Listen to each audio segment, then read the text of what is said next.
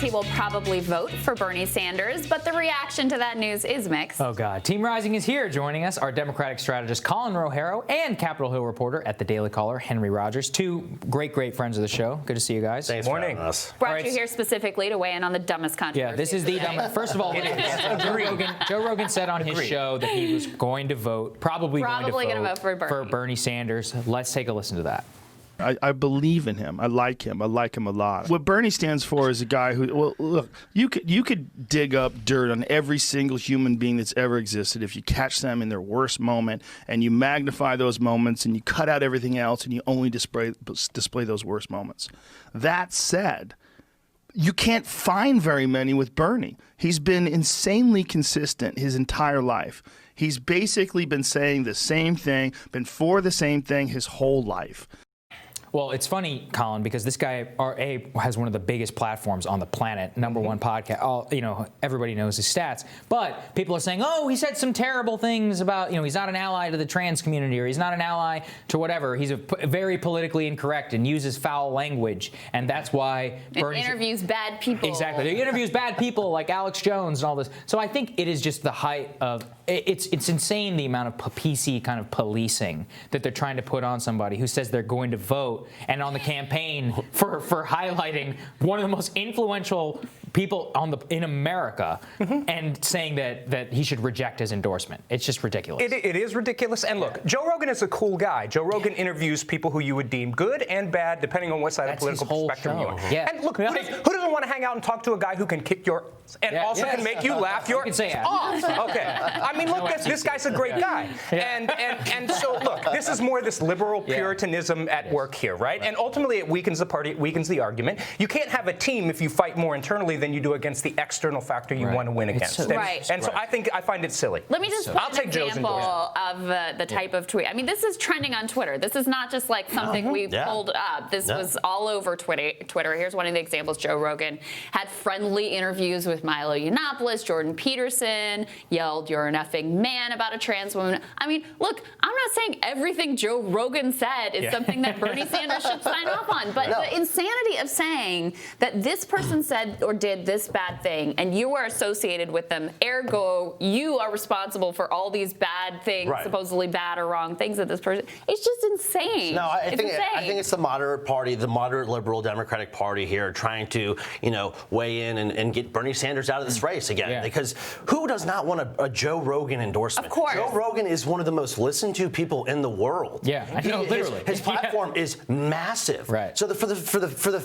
fact that people are criticizing Bernie Sanders because Joe Rogan's decided, hey, listen, Bernie's not that bad of a guy. Right. I think he's honestly like a down-to-earth guy. I think it's crazy. Well, I think this is all about Pete media and all of power. those begged to go, and Warren. Yeah, according to Joe, actually, Pete Buttigieg, Warren, and Biden's campaign all asked to go on Rogan. And he was like, exactly. He said, of course. Eat shit. So, I respect that. Of course. But that's the fascinating thing, Colin, is we're all here, we're DC people, but if you ask most people inside the Beltway, they think that Morning Joe is more influential than Joe Rogan. And I think it's a fundamental misunderstanding of the internet. And during the break, you were talking about how people in DC do not understand why a person would vote for Sanders. I think the same is true for Trump. Could you explain that a little bit? Because you are one of these people as well, and you work in the system. Kind of. I do, but the system has never liked me that much. Right. I walk the borderline between acceptable by the establishment and not. So let's be clear. Look, I think that the inside the Beltway talking class is kind of like an echo chamber. So people start saying the same thing, believing that, and after it's said enough, it becomes common knowledge. They're inherently out of touch with what real people on the ground are thinking, right? Like when they say, "Oh, Bernie has no chance of winning," or "Bernie's the worst candidate," they're missing out on what America is actually saying and feeling, right? That's not where America is, and I think that's part of the weakness of, we're experts and they're not, and that's just not how it works. Because everybody said Donald Trump had no chance in the Republican primary, and he's been the president for almost 4 years now. I mean, no normal person watching that, very nice, just very sort of honest. He stood for the same thing. I trust the guy. I like him. No one coming from someone who has a massive platform and following, no one would watch that in their right mind and go, "Oh, this is terrible." No. But I'll tell you, I mean, when I tweeted about this, I had someone write back to me, "Well, you must just be a racist then." Yes. That's the level of the discourse. Right. I just don't get it. I think it's just people truly trying to derail Bernie Sanders' campaign. Yeah, it is. Like, this is like Joe Rogan, the number one watch person in America, and like his podcast is the biggest thing in this planet. Yeah. Tweeting his support is crazy. And I was like, when I saw that, I was like, wow, middle America is going to really, like, you don't really understand how big a Joe Rogan endorsement is, I don't think. Well, I remember way bigger than New York when we Times. talked Yeah, to it's Tulsi way Gabbard, bigger. she was saying people come to her rallies and say, I heard about you from Joe Rogan. I mean, I think that Andrew Yang really broke out as a force after his appearance on Joe Rogan. That's how much sort of king-making ability he has here. But yeah, I mean, it's just remarkable to the hypocrisy. When Hillary Clinton was getting endorsed by Jay-Z, remember Fox News was running all the here's his worst lyrics and how could she? I mean, of course we're all like, this is ridiculous, and it was ridiculous. Totally. But now those same people who saw that as ridiculous are doing the same thing to Bernie on this. I mean, not to mention, look, Hillary Clinton just went and sat down with Howard Stern, who was saying way more outrageous things than Joe Rogan ever did, and nobody batted an eyelash Here's the at question, that. Colin. Does Bernie pull back? Because he did on Shank. Remember that on Shank, whenever on that. So do you think that he'll? I mean, he did already tweet it out, which is some sort of indication. But the backlash to this seems to be similar to the backlash against Shank. And frankly, Joe said a lot worse stuff than Shank ever did. Yeah, do you think he's going to back down like he did with Cenk Uygur? Absolutely not. And if he asked me, I'd tell him not to. Joe Rogan talks to a whole group of people that the New York Times, that all of the political kind of establishment doesn't talk to, and he should absolutely keep that endorsement. Yeah. What do you think, Hank? I completely agree.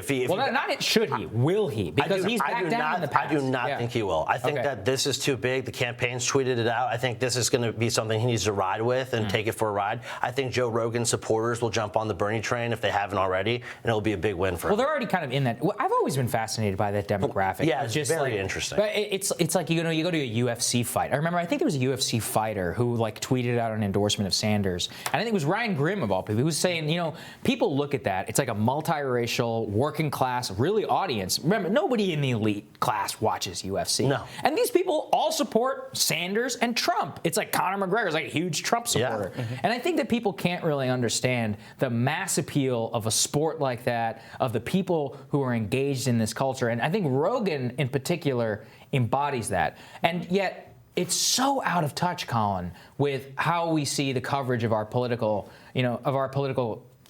news every day. When you work in campaigns, how do you convey this to somebody who is more establishment-minded? That's what I'd like to. The answer is I argue with them. Yeah. I have a great argument with them, and I think the number one thing that people in any campaign need to hear first from any candidate, established, new, or otherwise, is authenticity.